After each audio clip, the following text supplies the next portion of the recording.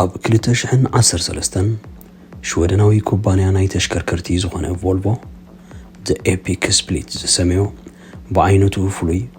ብውጽኢቱ ዕዉት ዝኾነ ሽምን መኽሰብን ናይቲ ካምፓኒ ኣብ መላእ ዓለም ካብ ዝነበሮን ላዕሊ ሰማይ ክዓርግ ዝገበረ መዋዓውዒ ወይ ኣድቨርታይዝመንት እዩ ኣፍርዩ። እቲ ዕላማ ንጹር፣ እቲ ንድፊ እውን ውርፁፅ ነይሩ። $4 ሚልዮን ባጀት ኣውፊሩ ንህቡብ ናይ ኣክሽን ፊልምታት ተዋሳኢ ጄን ክላውድ ቫን ዳም ኣብ መሳርዑ ቆፂሩ ብኣለው ዝበሃሉ ክኢላታት ተመሓዲሩ ዝቐረበ ሸቱኡ ነተን ኣብቲ እዋን ብዘመናዊ ኣገባብ ዝሰርሐን ናይ ጽዕነት መካይኑ ብንፋስ ይኹን ብሓባጥ ጎባጥ መገዲ ዘይዘናበልን ብልክዕነትን ርጉእነትን ክትዝውር ዘውሕስ ኣብ ፍጥነትን ፍሬኖን ማለት ሉጋማ መሓዝ ዘተኣማምን ጽኑዕ ናይ ስቴርሶ ብቕዓተን ማለት ስታቢሊቲ ኤንድ ፕሬሲሽን ኦፍ ቮልቮ ዳይናሚክ ስቲሪንግ ብንጹር ምስ ዓለምን ዓደግትን ንምልላይ ነዚ መልእኽቲ ብልክዕ ንምሕላፍ ድማ ተዋሳኢ ቫን ዳም ብግብሪ ብዘይ ዝኾነ ሓገዝ ኣብ ልዕሊ ናይ ጎኒ መስትያት ናይተን መካይን ረጊጹ ምስ ተዳለወ እተን መካይን ብሓንሳብ ኣብ ሓደ ግዜ 25 ኪሎ ሜትር ኣብ ሰዓት ብዝበጽሕ ፍጥነት ንድሕሪት ማለት እንዴትሮ እናዘወራ ግናኸ እናተረሓሓቓ ክቕጽላ እሞ ቫን ዳም ብዘይ ዝኾነ መሰናኽል ልክዕ ኣብ መሬት ከም ዘሎ ኣእጋሩ ኣቐንዛዊ ብዝመስል መልክዕ ናብ ኣንጻር ማእዘን 180 ዲግሪ ክዝርግሖ እንከሎ ዘርኢ ጽኑዕ ስቴርሶ ናይተን መካይን ዘውግልሕ the epic split ሰመዮ ብዓይነቱ ፍሉይ ዝኾነ ድንቂ ኣድቨርታይዝ እዩ ኣቕሪቡ። እቲ ኣዝዩ ዘገርም እዚ ኣብ ማዕርፎ ነፈርቲ ማድሪድ እስጳኛ ዝተቐድሐ ቪድዮ ብዘይ ዝኾነ ኤዲት ወይ CGI ናይ ኮምፒውተር ዝፈርየን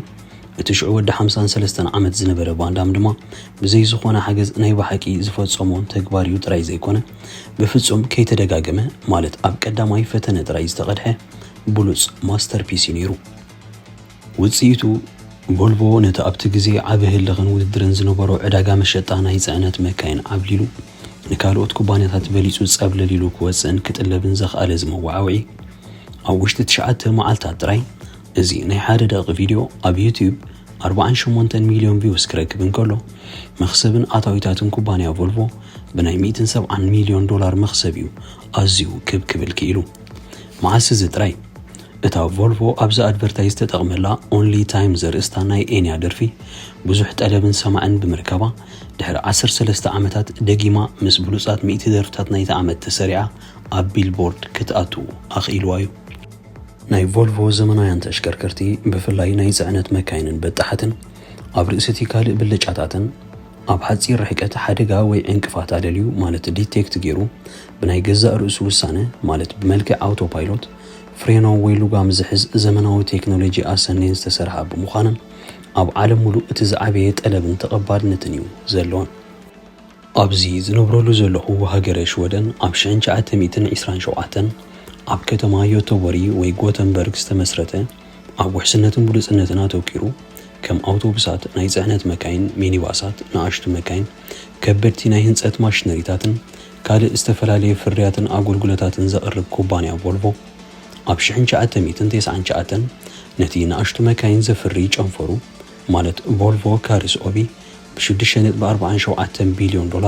ናብ ኣሜሪካዊ ኩባንያ ፎርድ ሞተርስ ክሸጦ እንከሎ ድሒሩ ግን ፎርድ ሞተርስ ንቮልቮ ካርስ ኦቢ ኣብ 2010 ብክሳራ ማለት $1.8 ቢልዮን ጥራይ ብዝወድእ መስርሕ ናብ ቻይናዊ ናይ ብርኪ ማሕበር ጊሊ ሆልዲንግ ከም ዝሸጦ ይዝከር።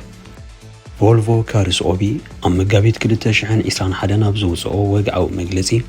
ካብ 2030 ጀሚሩ ንሱ ዘፍርየን መካይን ሙሉእ ብሙሉእ ናይ ኤሌክትሪክ ጥራይ ክኾና ምዃነን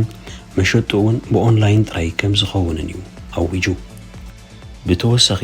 ኣብ ወርሒ ሰነ 2021 ቮልቮ ካርስ ኦቢ ምስ ካልእ ባተሪ ናይ ኤሌክትሪክ መካይን ዘፍርን ዘማዕብልን ሽወደናዊ ኩባንያ ኖርዝቮልት ብምውህሃድ ፈፍርቆም ዝውንንዎ ኣዝዩ ዓብዪ ኣብ ምርምርን ምዕባልን ዘመናዊ ባተሪ ዝነጥፍ ማእከል ክኸፍትዮም ተሰማሚዖም። ኣብ ወርሒ ታሕሳስ ናይቲ ዓመት እቲ ማእከል ኣብ ከተማ ዮቶቦሪ ወይ ጎተንበርግ ክድኮን ክውስኑ እንከለዉ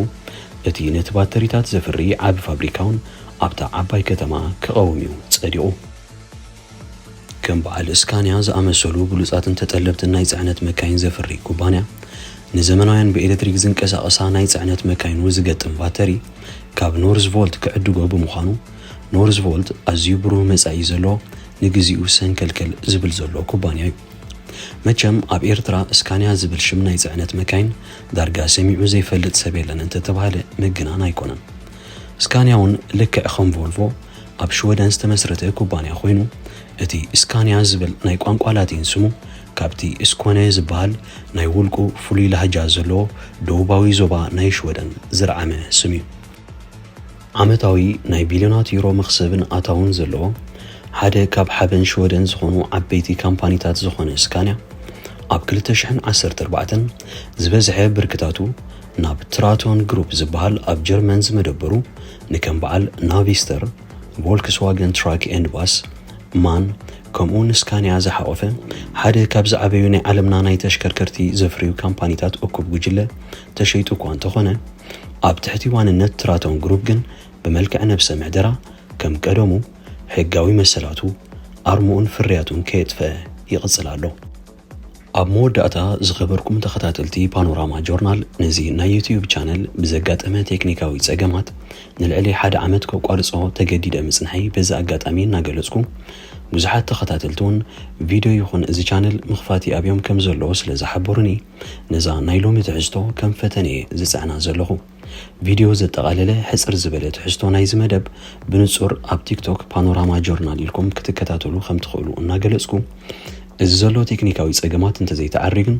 ሓድሽ ቻነል ክኸፍት ክግደድ ምዃነይ በዚ ኣጋጣሚ ክሕብረኩም ይፈቱ ሰላም ንኹልኹም